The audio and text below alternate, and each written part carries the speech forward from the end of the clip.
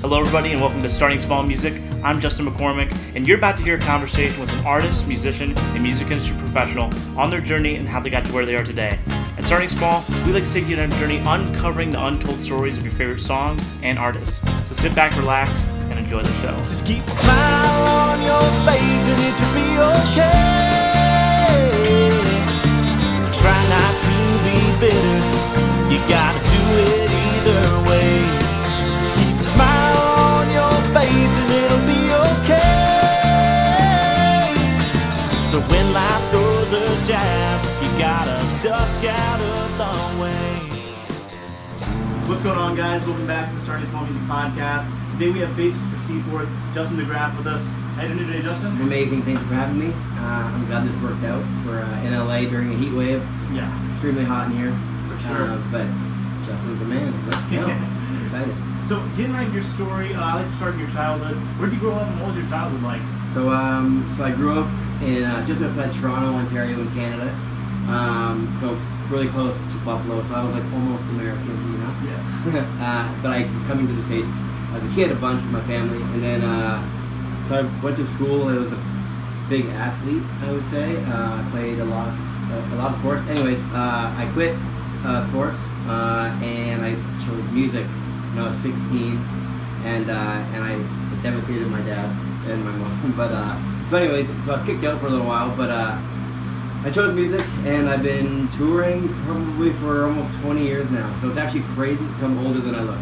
It's crazy. I played here almost 20 years ago when I was 19, and I'm 38, almost 39, and that's actually really crazy to think about. 20 years, it's been crazy. I thought you were like 25. I get that a lot. I know. That's a compliment. Thank you. It's been my saving grace. So yeah, no, I've been touring with my own bands and other artists forever. Yeah. So growing up, who were some of the first artists or bands that you listened to that like made you feel a connection to music? So growing up, I grew up in like a Catholic household, so they were kind of strict. Right on. So they were kind of strict, but I loved everything. I loved like I loved rap. I loved the Beatles, like all that stuff. Growing up, my parents had that playing a lot. But I grew up with like literally everything, rap to like Johnny Cash to Sheryl Crow. I just loved everything. I loved a lot of rap though. But what made me want to play music, I got to in grade 9 in high school, and I met a friend, and he knew how to play guitar, and he started playing with guitar. I was like, that was insane. So he started playing that song "What It's Like" by Everlast. Great little like acoustic guitar intro. So I learned that, and I like stayed in this guitar room for months. It was so hard. Anyways, but like we loved Blink-182, so we tried being Blink-182. So we had like a band throughout high school, basically emulating Blink-182, and then after high school, I kind of branched out and had my own band, and we toured the States. That's when I played here when I was 19, a long time ago. And then we toured the States, toured Europe, and then all my bands broke up, and I was like, well, what am I going to do now? And then I got hired by someone, and then all of a sudden I became a hired bass player, and I did that for a long time in Toronto, and toured with a lot of like pop stars down there who haven't necessarily broken out in the States. And then I made my own band again in my 30s, which is really hard. Yeah. And we did a showcase in Nashville with our producer who was managing Zach Brown at the time. Oh, wow. And he brought us into Zach Brown's studio in Nashville, and we did a showcase, and Mitch and Tom were there from Seaforth. I just met like these random Australian guys, didn't think anything of it. We did not get a record deal that day, but I got a call about a month later from our producer saying these guys in Seaforth want to move you to the States and do it. And their music's amazing. They're literally the best musicians I've ever played with, ever. I mean that. Anyways, and then I moved to Nashville, and I've been there for almost 4 years. Wow. So that first tour you said the States and going to Europe, was that all independent, or did you have a record deal? So we did have a record deal. We were on an independent record label called Victory Records out of Chicago. We were like a rock, punky kind of band. But I went to college for a month, knowing I didn't want to go to college, didn't care anything. And I saw an audition for this band, and I auditioned because it used to be a bigger band called Raid, and they were huge in Canada and broke into the States, and then they broke up and they became this band, and then I joined this band. So I did an audition, got the gig, convinced my parents to let me drop out of school, really quick, but I also failed out. It was horrible. I wasn't welcome back, even if I wanted to go back. But I was there for all the wrong reasons. I didn't want to do it. I knew right away, which was what was really cool was when I was 16 in grade 9, I started playing guitar, and I knew what I wanted to do right away. And I've never had a backup plan. That's always been it. And it's been the hardest journey of my, like, for all I know, for one. But I've just never stopped, you know, and never have a backup plan, because I would have gone to it a million years ago. Now, were you writing your own original material at that time then? Or? So yeah, so we wrote a bunch. I actually moved to Nashville without having Mitch and Tom. Like, we were planning on coming up to write songs anyways for our band, me and a singer. And so that's when I kind of got back into the writing. We always used to write music, never really wrote lyrics. Yeah. And then when you move to Nashville, you quickly learn that you have to write lyrics.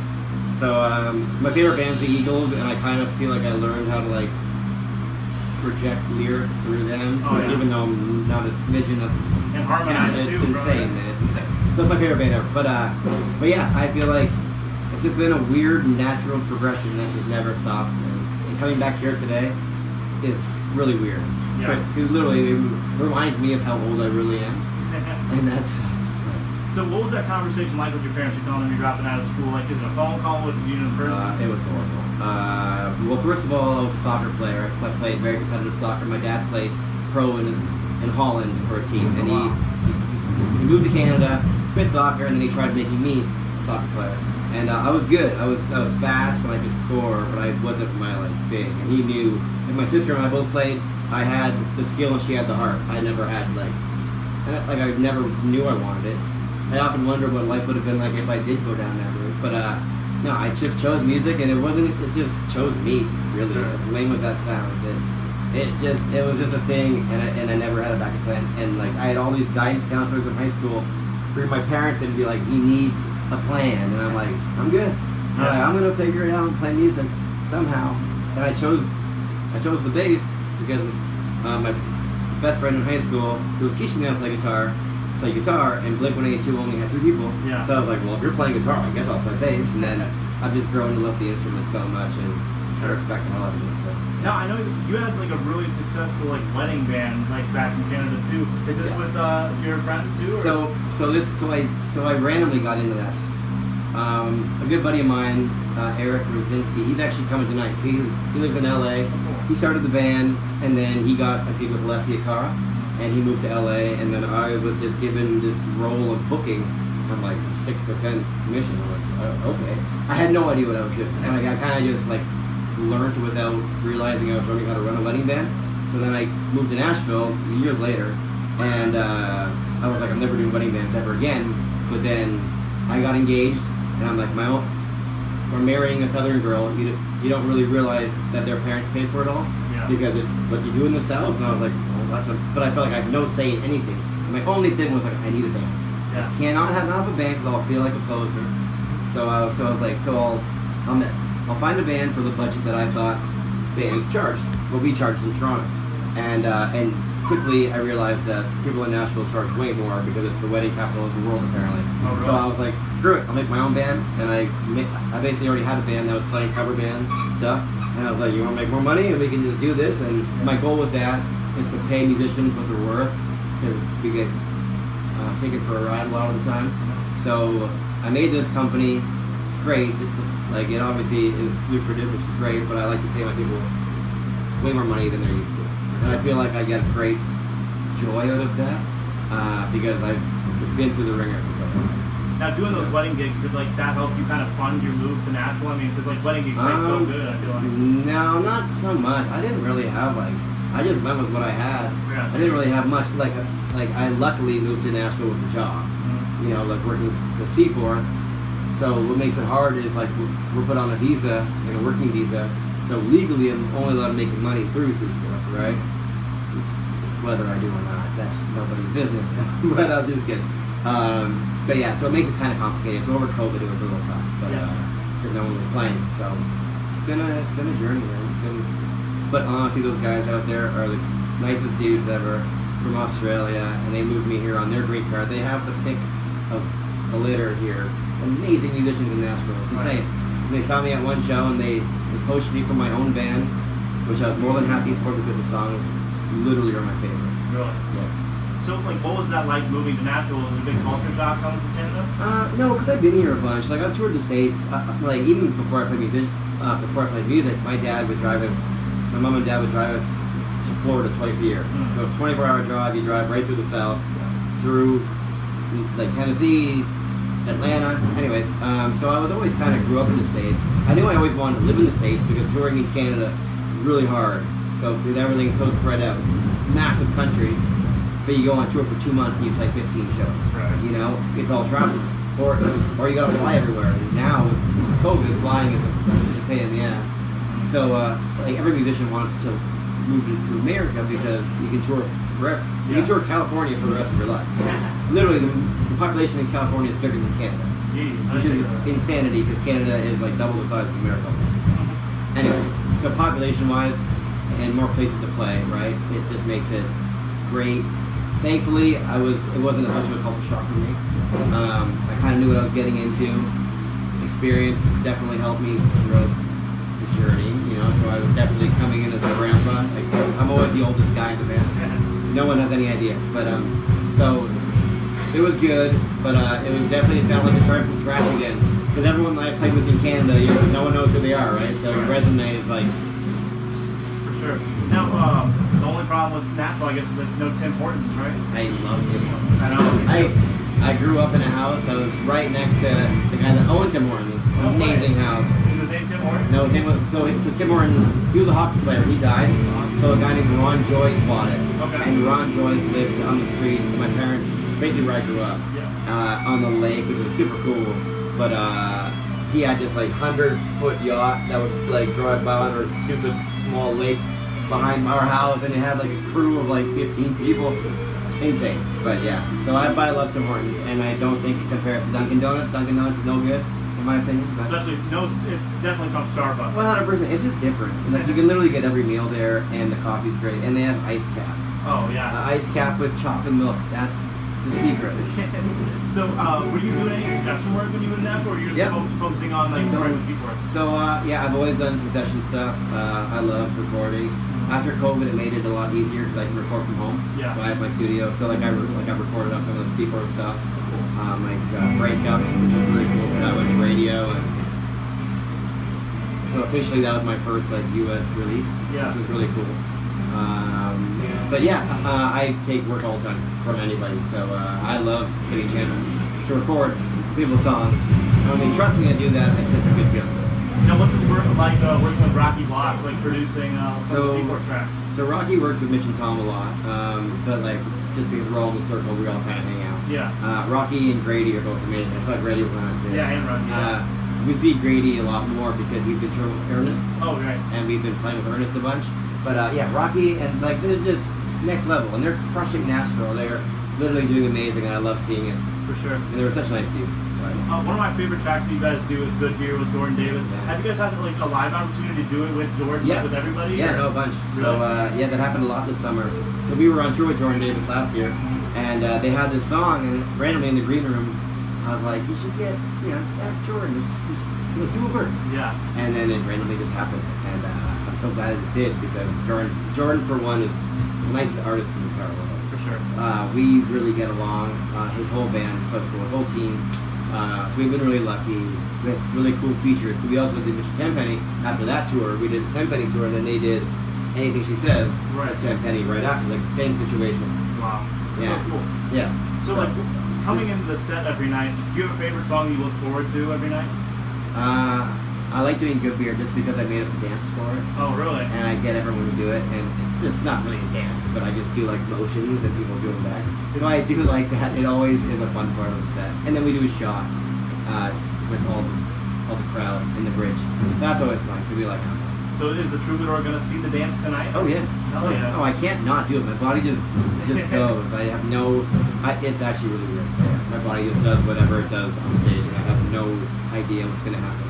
So as someone coming from out of the United States, what do you think the rowdiest city is, like the rowdiest crowd you played touring in the States? Good question. We've been having a lot of really good ones lately. I feel like because Queen of Daytona Beach is out, I feel like Florida is definitely a good one now because we can kind of use that Daytona, or even just all Florida girls. I think it's so fun. So it's pretty fun. And it's probably our most upbeat song. For sure. So I love playing that. And Sean Kingston sang on it randomly, which is so cool.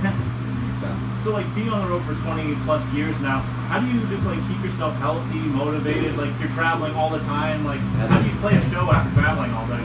That's probably the best question you've asked. I have no idea how I'm skinny for one. I need to fix my health. That's a real thing. I eat McDonald's all the time, and I should be. I'm sure I'm rotting from the inside. But, no. Well, that's the drink of choice. It's like water, right? So, no, I definitely need to. So when I play sports, like that was my gym, I guess. I don't like going to the gym. So me and Mitch actually, we play tennis. We were all in like soccer leagues. So we try to stay active, but because Nashville is so hot, you can't do anything in the summer. So we haven't played in months because it's just been too hot. So right now, thankfully I have shows, and thankfully I move enough in shows to where it works somehow. Yeah. Right. So I like to close all my interviews asking, what's a piece of advice you've learned along the way that you give to someone that wants to be in your shoes? Don't have a backup plan.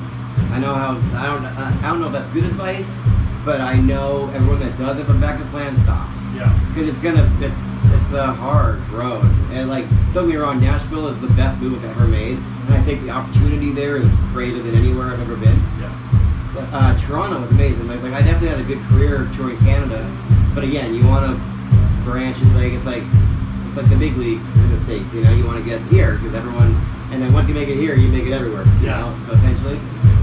And just America's awesome. The amount of places you can go here, like you can see everything. You can see the desert, all the the ocean. So like, I love palm trees, you know. And so I would just say, just don't stop and don't have a backup plan. Because I feel like you will take it. If I had one, as sad as it is to say, back when it was low, I would have done it. You know, because I didn't know where I never planned on being a hired guy. Yeah. You know, that must be good advice, because I met Jimmy Allen backstage at a show one time, and he said the same thing. If you have a backup plan, you're planning to fail. You're going to do it, yeah, for sure. Even that 5%, you could be putting that towards your music. Absolutely. And if you're getting into it for the money, stop. You know, because it's not bad. Don't get me wrong, if it goes well, it can be amazing. You know, and it's not a job. Like the job is the travel.